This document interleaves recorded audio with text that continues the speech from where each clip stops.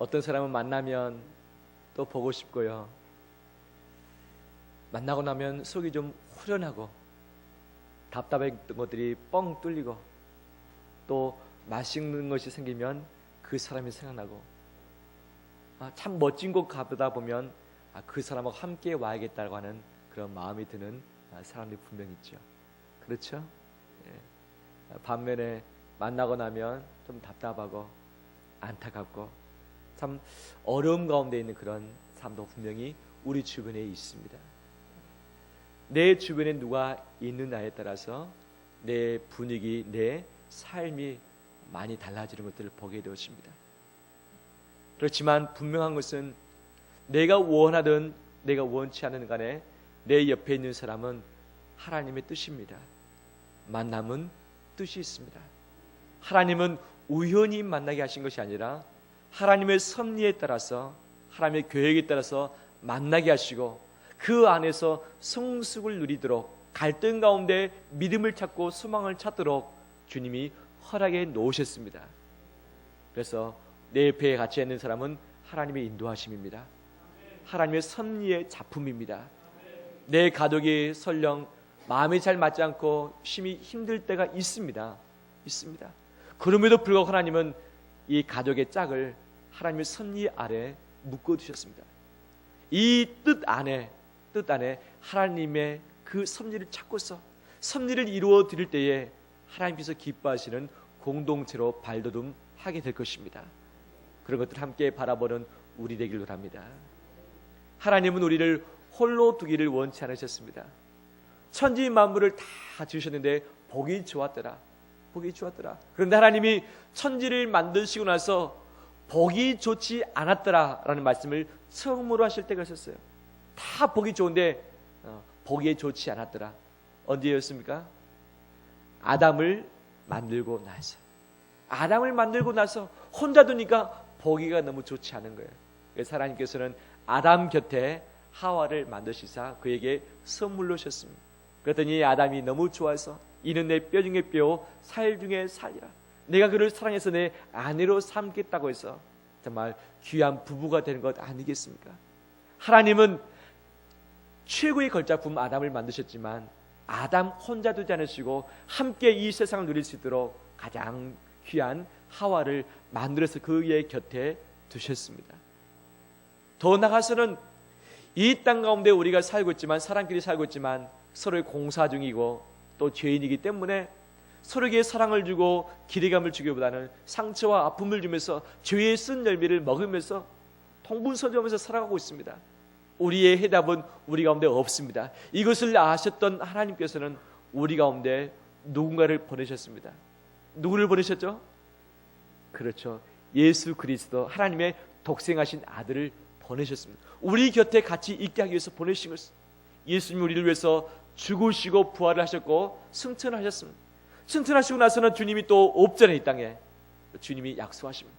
내가 하나님 곁에 갈 거지만 내가 다시 오겠다. 영으로 다시 오겠다. 그래서 누구를 우리에게 선물로 주시겠다? 성령을 선물로 주시겠다 라고 하시면서 성령을 우리에게 붙여주셨습니다. 지금도 성도님은 나와 함께 계시고 내주하시면서 우리가 천국 갈 때까지 우리를 지켜줄 줄 믿습니다. 하나님은 절대 우리를 홀로 두지 않으시고 내 곁에 사람을 두시든지 아니면 내 안에 성령을 두시든지 하시면서 나를 붙들고 계신 줄 믿습니다. 성령을 헬라어로 말한다면 파라클레토스, 파라라고 하는 단어는 누구누구의 곁에 주변에 라는 의미이고 클레토스 부르다, 부름받은 또는 보호하다, 변호하다라는 의미가 있습니다. 즉 성도님의 역할은 무엇인가? 내 곁에서 나를 보호하시고 변호하시고 나를 부르시는 분이시라.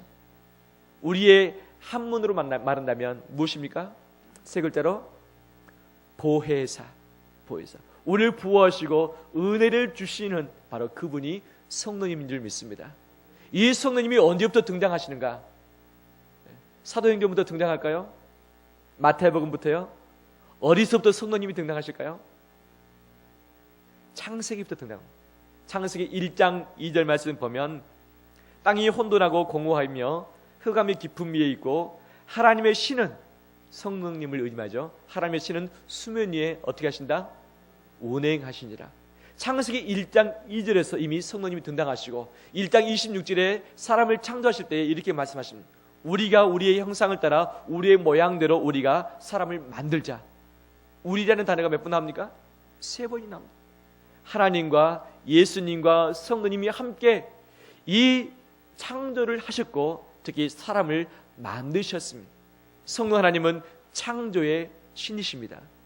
난 그분은 우리가 살아오면서 족장시대, 모세의 광야시대, 그 다음에 사사시대, 사무엘시대, 그 다음에 왕국시대, 그 다음에 선지자들이 활동했던 이 모든 시대마다 성령께서는 역사하셨습니다. 한 번은 나타나지 않으신 적이 없으시고 신으로 역사하셔서 그들을 도우셨고 하나님의 뜻을 나타내어 주셨습니다. 예수님이 이 땅에 오실 때도 어떻게 태어나셨습니까? 동정녀 마리아가 무엇으로 잉태하셨죠? 그렇죠. 성령으로 잉태하셨죠. 예수님이 태어나신 것도 성령님을 태어나셨고 예수님이 자라나시고 30세 됐을 때에 세례를 받으셨습니다. 세례를 받을 때 머리 위에 뭐가 임했죠? 성령님이 임했죠. 세례를 받고 나서 바로 광야에 가서 시험 받으셨습니다. 누구에게 이끌려 가셨습니까? 성령에게 이끌려 가셨죠. 주님이 능력을 가지고서 병을 고쳤습니다. 누구의 능력으로? 하나님이 성령을 주신 그 능력으로 고치셨고 귀신을 내쫓으셨습니다. 어떻게? 성령의 능력으로 고치셨습니다. 주님이 십자가에 죽으셨습니다. 어떻게? 성령의 도우심으로. 다시 부활하셨습니다. 성령의 능력으로 승천하셨습니다. 성령의 인도하심에 따라서. 그리고 나서 다시 이 땅에 성령을 선물로 보내주셨습니다. 예수 그리스도의 시작과 마지막이 무엇입니까? 성령님입니다. 성령. 바로 성령님은 천지를 창조하시고 그 위에 이 땅을 통치하시고 예수 그리스도와 함께 사역하시면서 우리의 모든 구원을 적용하시고 완성하시는 그런 역할을 우리 가운데 하십니다. 이 성령님은 교회 가운데 역사하시고 교회를 세우시고 교회를 부흥케 하시고 교회 가운데 직분을 세우시고 교회 가운데 말씀하시고 교회 가운데 하나님의 은혜를 베풀어 주고 계십니다. 바로 우리 교회 역시 성령님을 떠나서는 존재할 수 없고 성령님의 역사 없이는 메마른 땅에서 죽어갈 수밖에 없습니다. 바로 이 성령님 한마디로 말한다면 요한복음 14장 16절에서 18절 말씀 보혜사랑 말씀하시고 진리의 영이라고 말씀하십니다. 주님이 약속하신 성령님이 우리 가운데 오셨습니다. 그분이 성령님이 우리 가운데 어떤 일을 행하시는가 성경의 신학에 쭉 한번 정리를 해봤습니다. 성령님을 이렇게 표현할 수 있겠습니다. 성령 충만케 하십니다. 그래서 찬양케 하시고 감사케 하십니다. 또한 성령님은 말씀하십니다. 요한계시록 2장에 보면 계시록에서 7교회에 주님이 편지를 쓰시는데 편지의 마지막마다 어떤 어기가 있습니까? 성령께서 각 교회에게 하시는 말씀을 들을지어다. 성령께서 교회에게 말씀을 하신다고 이야기를 하고 있습니다. 우리가 이 땅에서 시간에 설교를 듣지만 성령께서 내게 설교를 통해서 역사하지 않고서는 우리는 말씀을 이해할 수 없고 믿을 수가 없습니다. 말씀을 증거하는 저 역시 성령의 인도하심 없이 말씀을 제대로 증거할 수 없습니다. 어디 말씀 가운데 성령이 계시고 말씀이 선포되는 곳에 성령이 역사하시고 말씀을 읽고 말씀을 공부할 때에 성령께서 역사를 하십니다. 왜냐? 말씀을 기록할 때에 성령의 무엇으로 기록되었습니까? 성령의 영감으로 기록되었습니다. 성경을 읽고 해석할 때에 성령의 조명하심이 있어야만 우리는 제대로 해석할 수 있고 믿을 수 있는 거죠.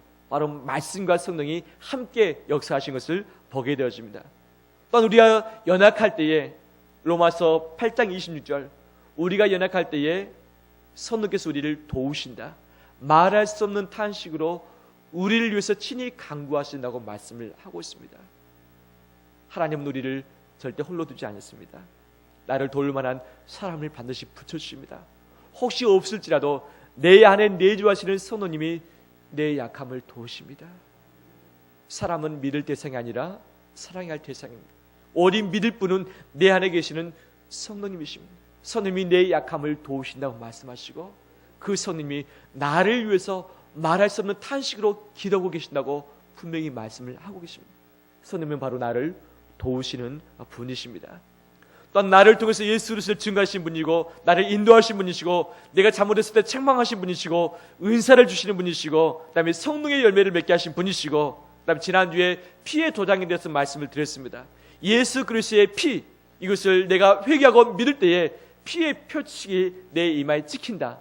이것이 성령의 인치심으로도 우리가 볼 수 있습니다. 성령께서 보이지 않는 도장을 딱 찍어주시는데 이 도장이 바로 성령의 인치심의 도장이라는 겁니다. 더 나아가서 성령님께서는 능력을 행하십니다. 성령께서는 병을 고치는 능력이 있기 때문에 우리에게 은사를 주시면, 능력 주시면 기도할 때 병이 떠나가게 될 줄 믿습니다. 내 마음의 질병도 고쳐지게 될 줄 믿습니다.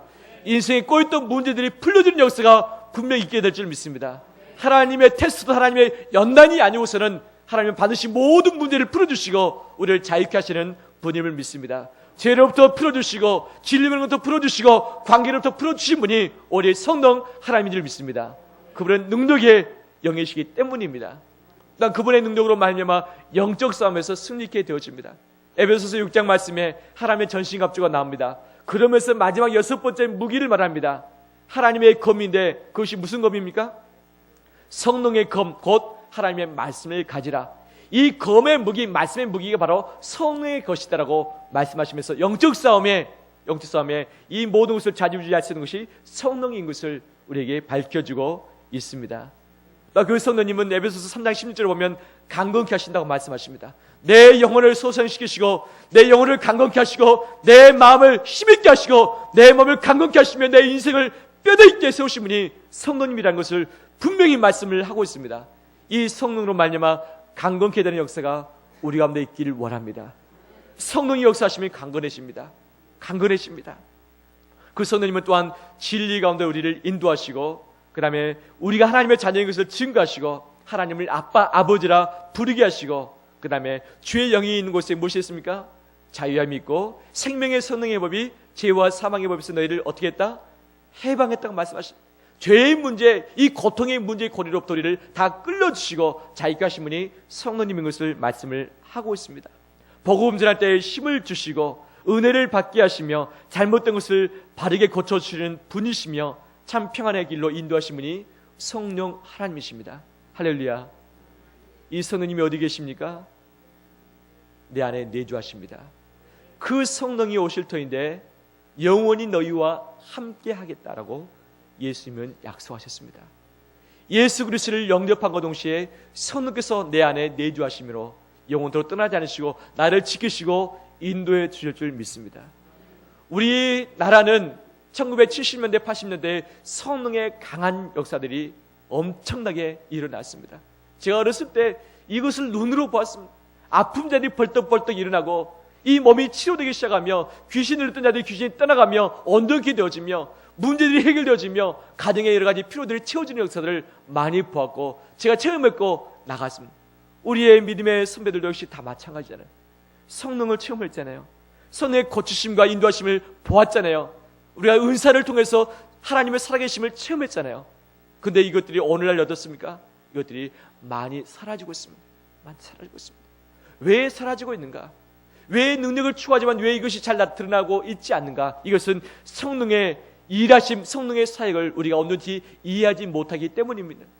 우리나라 사람들은 내 자신을 위해서 성령 충만을 강구했고 내 자신을 위해서 은사를 강구했었고 바로 나를 위해서 성령의 그런 열매를 강구를 해왔었습니다.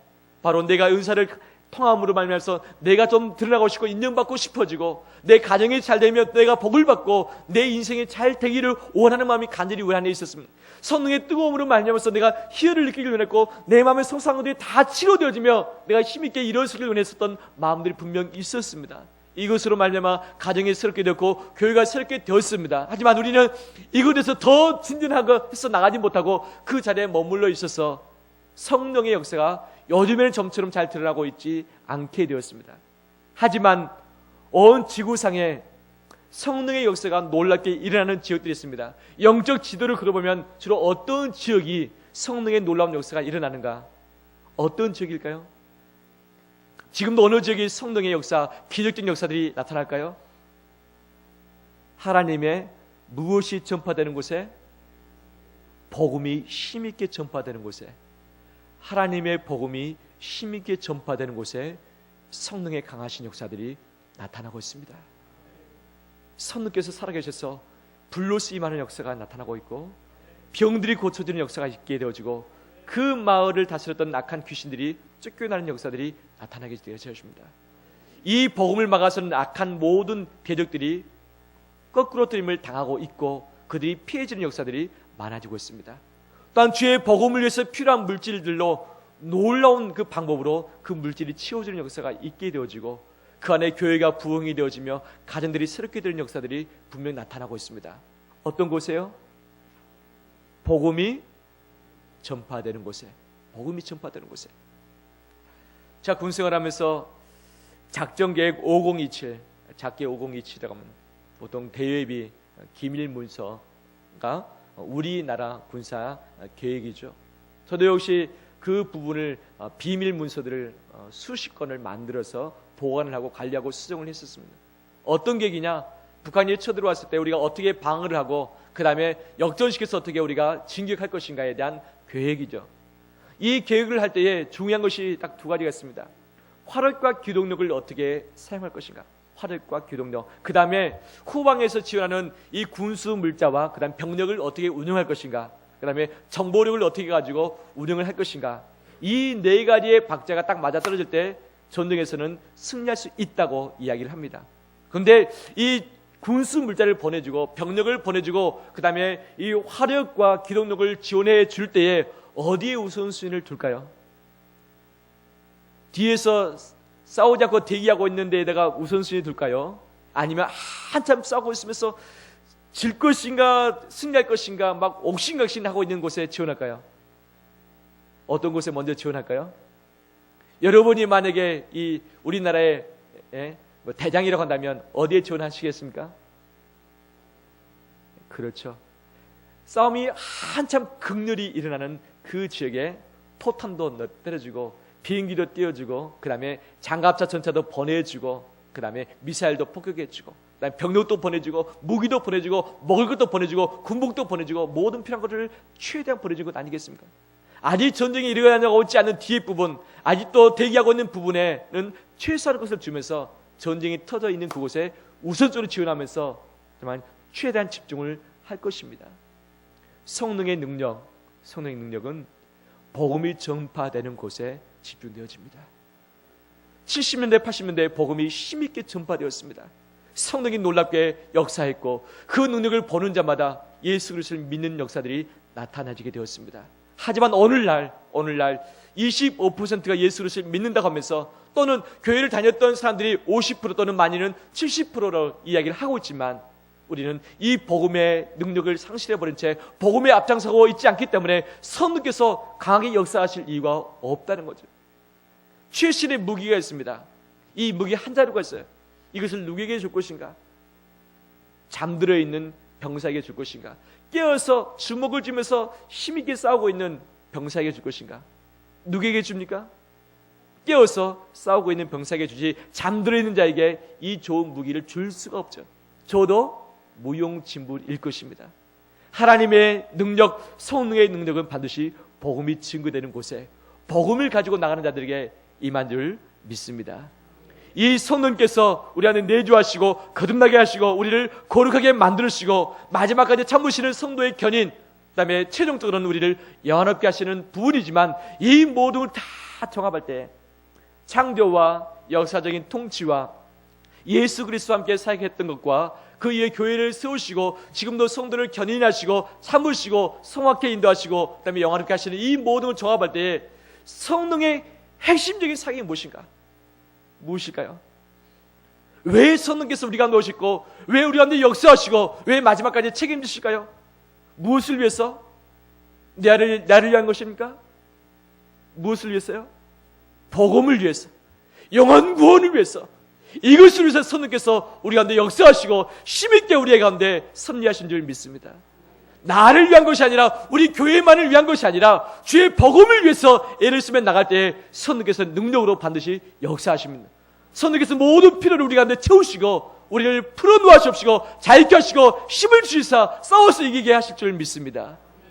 우리가 주의 복음에 힘쓰지 않냐고, 주의 이 전도에 힘쓰지 않냐고 내가 가만히 있는데 내게 필요를 채워줄 이유가 있겠습니까? 누가 있는 곳으로 먹고 살아라, 채소하는 곳으로 먹고 살아라 라고 하지 않겠습니까? 저라도 지원을 할 수가 없죠. 저라도 할 수 없어요. 놀고 있는 사람한테, 가만히 있는 사람에게 지원해 줄 리가 뭐가 있겠습니까? 현재 있는 것 가지고 살아라. 하지만 정말 나를 위해서 피 터지게 싸우면서 영혼을 위해서 나가며 복음의 현장 가운데 있으며 전도의 현장 가운데 있으려고 애를 쓰며 이 물질을 투자하며 시간을 투자하며 땀방울을 투자하는 자들에게 하나님은 반드시 필요를 채우시고 그의 사람을 강건케 하시고 능력으로 관시하실 줄 믿습니다. 이 부분을 우리 함께 붙잡고 나가는 우리 되기를 축원합니다.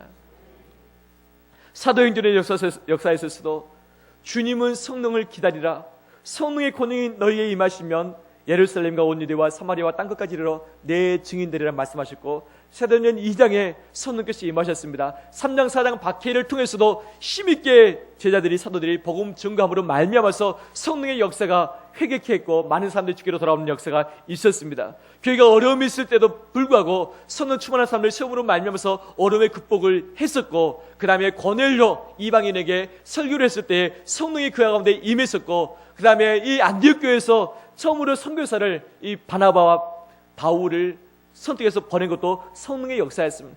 아시아 지역을 돌고 있었을 때 하나님께서는 성령을 통해서 이 바울의 발걸음을 어디로 옮기십니까? 유럽 쪽으로 옮기셨습니다. 이것도 누구의 사역입니까? 성령의 사역입니다.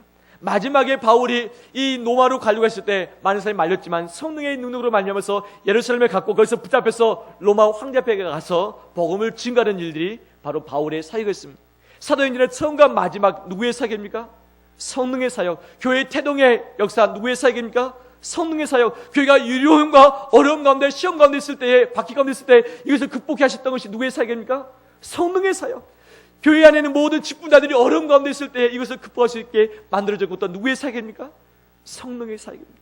성령께서는 우리 가운데 지금도 역사하고 계신 줄 믿습니다. 내가 복음의 무장만 되면 성령은 내 안에서 힘있게 역사하시고 내 모든 인생의 필요를 채우시고 나로 말미암아 하나님의 영광을 받게 하실 줄 믿습니다.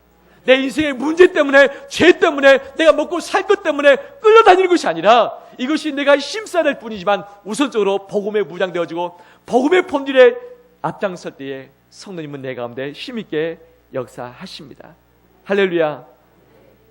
오늘 본문의 말씀, 바울 사도가 율법학자였고 그 다음에 논리적인 사람이었고 많이 공부한 사람이었고 헬라 사람의 강점과 약점을 너무 잘 알고 있는 사람이었습니다. 그래서 논쟁을 통해서 복음을 전할 수도 있었음에도 불구하고 이 고린도 교회에 어떻게 복음을 증거했는가? 나는 지혜의 말로 하지 않았다, 아름다운 말로 하지 않았다. 오직 무엇으로 전했다? 성령의 무엇으로? 능력으로 복음을 증거했다. 성령의 능력으로 복음을 증거했기 때문에 너희 믿음이 성령의 능력으로 힘있게 일어설 것이다라고 말씀을 하고 있습니다. 바울서 다른 것으로 복음을 증거하지 않았습니다. 그에게 많은 지혜가 있고 달란트가 있고 은사가 있었지만 그것을 사용하지 않고 오직 성령의 능력, 이 복음의 핵심을 가지고 증거했을 때 이 고린도 교회가 힘있게 주께 돌아왔고 하나님의 놀라운 영광을 드러내는 곳이 되었습니다. 우리가 이 복음을 붙들길 원합니다. 요즘 제가 복음에 집중한 것에서 발버둥 치고 있습니다. 주님께서는 이것으로 말미암아 제 영혼을 강건케 해주고 계십니다. 예전에는 사람의 소리가 아주 크게 들려왔었고 조그만 일들이 아주 커다랗게 보여서 두려운 가운데 있었지만 복음으로 주님께서 저를 무장해 주시다 보니까 세상의 소리들이 작게 들리기 시작하고 여러 가지 풀어야 할 과제들이 아주 작아지기 시작했어요. 왜냐? 내 안에 계신 성령님께서 역사하심으로 말미암아서 저를 힘있게 세우시고 제게 능력을 주시기 때문에 그 힘 가지고 세상한테 살아가는데 두려움들이 없어지기 시작했습니다. 걱정들이 사라지기 시작했습니다. 오직 복음에 집중하니까, 복음에 집중하다 보니까 주님께서 저에게 힘과 능력을 주셨습니다. 우리 성도들에도 그에 힘 주고 계심을 믿습니다. 제가 보여집니다. 그것을 저도 함께 느낄 수 있습니다. 그렇잖아요. 우리 옆에 분들 눈을 한번 보실랍니까? 한번 보십시오. 서로 달라지고 계시죠? 복음으로 무장될 때에 삶이 달라지고 힘이 있어집니다. 세상을 이길 수 있는 능력을 갖게 되어집니다. 이 복음의 능력이 내 안에 힘있게 증거될 수 있도록 또 이것을 내게 힘있게 전파할 수 있도록 우리가 함께 나가는 우리 되길 원합니다. 로마서 15장 19절 말씀 보면 표적과 기사의 능력으로 성령의 능력으로 이루어졌으며 그리하여 내가 예루살렘으로부터 두루 향하여 일루리곤까지 그리스도의 복음을 편만하게 전하였노라. 데살로니가전서 1장 5절 말씀, 이는 우리 복음이 너희에게 말로만 이른 것이 아니라 또한 능력과 성령과 큰 확신으로 된 것이다. 히브리서 2장 4절 말씀, 하나님도 표적들과 기사들과 여러 가지 능력과 및 자기의 뜻을 따라 성령이 나누어 주신 것으로 그들과 함께 증언하셨느니라. 복음을 증거함에 있어서 성령께서 역사하셨다는 것이 증거되어지고 있습니다. 우리가 복음을 전파할 때에 성령이 역사하십니다. 성령의 충만함 가운데 내가 복음을 증거하겠다, 성령의 은사를 가지고 복음을 증거하겠다, 아닙니다. 내가 복음을 증거할 때에 성령이 역사하십니다. 복음 증거의 목적을 가지고 기도할 때에 병이 낫게 되는 역사가 있게 될 줄 믿습니다. 복음 증거의 목적을 가지고서 문제를 위해서 기도할 때 문제가 풀어지는 역사가 있게 될 줄 믿습니다. 복음 증거의 목적을 가지고 이 물질의 문제를 가지고 신음할 때에 물질의 문제 시켜서 풀어줄 줄 믿습니다. 할렐루야. 복음을 위해서 주님은 모든 것을 쏟아부어 주시고 나를 통해서 그 복음의 능력이 나타나도록 역사해 주실 것입니다. 그 힘을 믿고 나가는 우리 되길 원합니다. 말씀을 마무리합니다. 성령의 능력을 경험하고 싶다면 복음의 현장 가운데 있길 원합니다. 복음의 현장 가운데 있을 때 성령의 역사하심을 맛보게 될 것입니다. 우리가 언제 하나님의 살아계심을 맛보는가? 영적 싸움이 치열할 때 맛볼 것이며 내가 사명에 붙들려서 움직일 때에 하나님의 살아계심을 맛볼 것입니다. 가만히 있는 자에게는 하나님의 살아계심을 맛볼 만한 기회가 주어지지 않습니다. 성령의 역사가 쉽게 드러나지 않습니다. 우리가 영적 싸움의 현장 가운데 나가 있을 때에 하나님은 강하게 나를 통해서 역사하실 것이고 내 모든 것을 지원해 주실 줄 믿습니다. 더 나아가서 주님은 말씀하십니다. 너희가 성령의 역사를 맛보길 원하느냐? 기도하라고 말씀하십니다. 기도 외에는 이런 종류가 나갈 수 없느니라. 기도 외에는 이런 종류가 나갈 수 없다고 말씀하십니다. 성령의 역사는 내 안에서 기도하시는 그분의 힘을 가지고서 내가 기도할 때 내 안에 폭발적으로 역사하실 줄 믿습니다.